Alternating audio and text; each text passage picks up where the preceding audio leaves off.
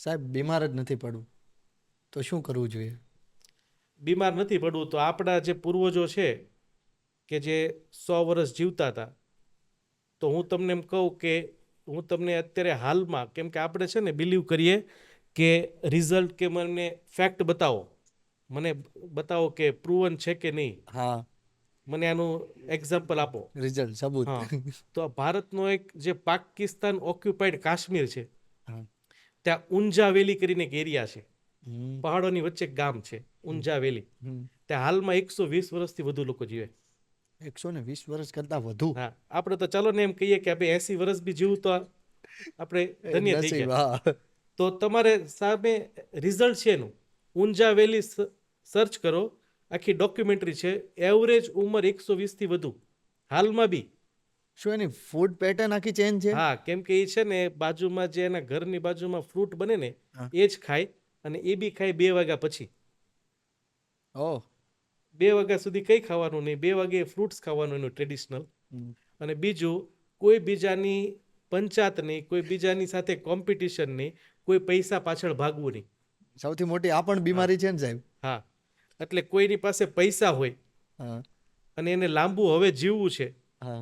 કેમ કે હવે દુનિયા તો બહુ ક્યાં ક્યાં વધે છે, કેવા વસ્તુ આવશે જોવા માટે કે એની કલ્પના નહીં હોય. AI નો સમય. હા, એઆઈનો સમય છે. કદાચ કાલ ઉઠીને આપણે બી હવામાં ઉડવા મળીએ, કોઈ એવું જેકેટ્સ બને, તો જે લોકોને લાંબુ જીવવું છે હમ. તો 16 થી 18 કલાક ભૂખ્યા અને જેટલું બને એટલું કાચું ખાઓ, અને કોઈ બીજાની કમ્પેરિઝન નહીં કરો. એના માટે બેસ્ટ છે ન્યૂઝપેપરની, ન્યૂઝ ચેનલની. કોઈને ઇન્સ્ટાગ્રામ, ફેસબુક, યુટ્યુબનો મિનિમમ ઉપયોગ કાં બંધ બી કરી દો.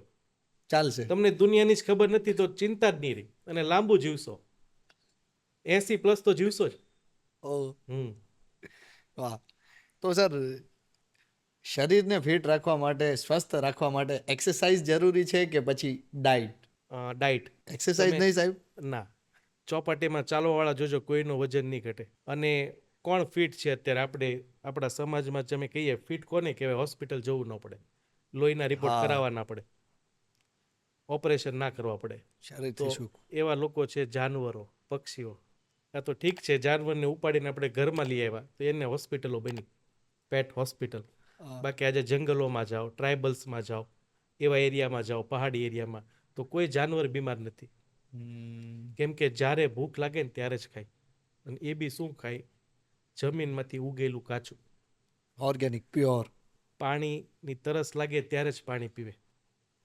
એટલે તમે 10 મિનિટ કે 20 મિનિટ દોડી લ્યો છો, અને દોડીને પછી તમને એમ થાય છે કે હું ફિટ છું, અને પછી તમે જલેબી, ફાફડા, ગાંઠિયા, ભજીયા ખાઈ લો તો પતી ગયું.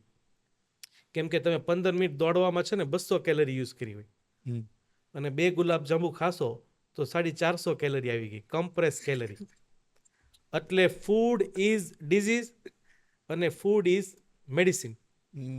એટલે ઓલવેઝ કોઈ બી લાઇફસ્ટાઇલ બીમારીની જ્યારે વાત કરું, 90% જે એવી બીમારી કે જેની માટે ડૉક્ટર પાસે તમારે 3 મહિને જવું પડે, કોન્સ્ટન્ટ દવા તમારી ચાલુ રહે, that is all lifestyle disease. એની માટે ફૂડ ઇઝ બેસ્ટ ઓપ્શન. હા, વોક કરવાથી શું થશે?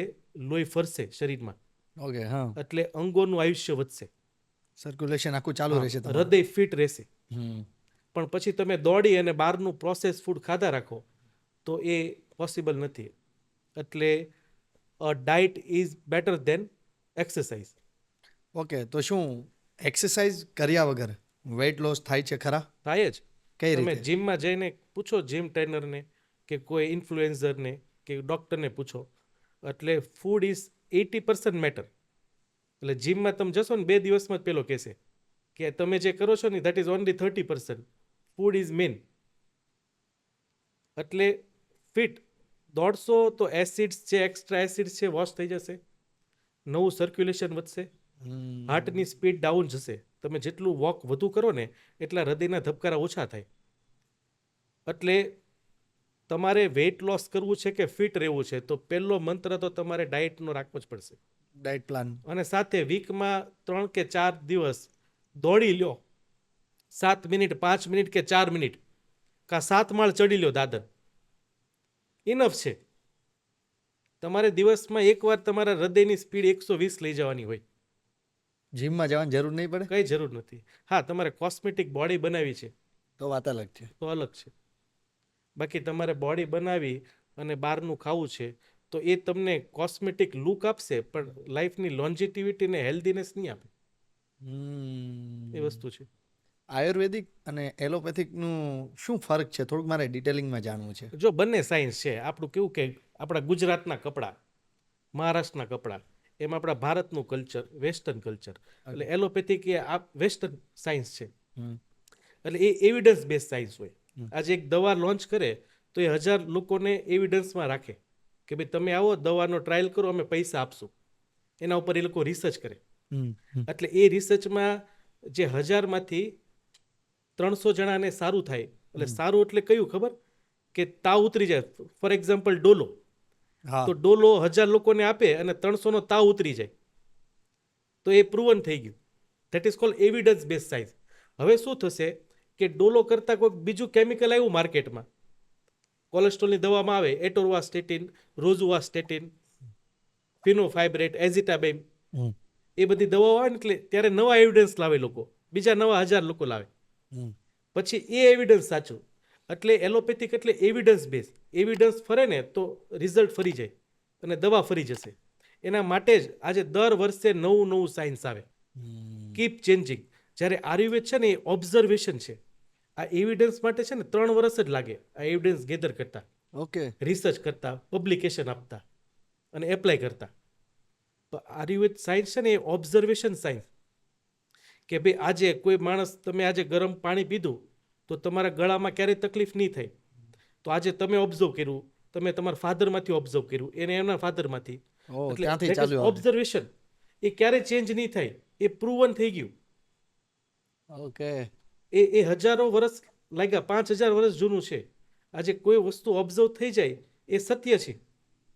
એટલે એટલો ફરક છે.